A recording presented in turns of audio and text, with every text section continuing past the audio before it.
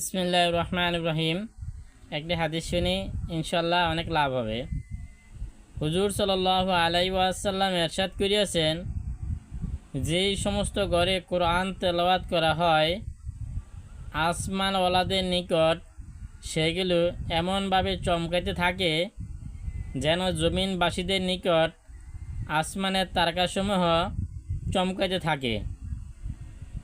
তো এরকমভাবে যেই ঘরের মধ্যে কোরআন তেলাওয়াত করা হয় ওই ঘর আসমান এরকমভাবে ঝলমল করতে থাকে।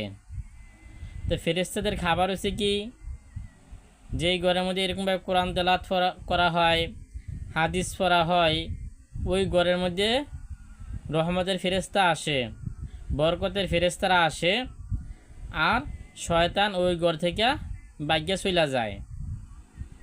তো যেই ঘরের মধ্যে রহমতের ফেরেশতা আসবে ওই ঘরে তো শান্তি শান্তি আর শান্তি।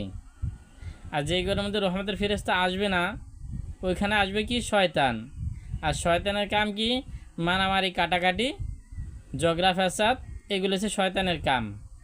তো এই জন্যে আমরা ঘরের মধ্যে কোরআন তেলাওয়াত, কোরআন হাদিস পড়ব, তাহলে রহমতের ফেরেশতা আসবে, আমাদের ঘরে শান্তি আসবে।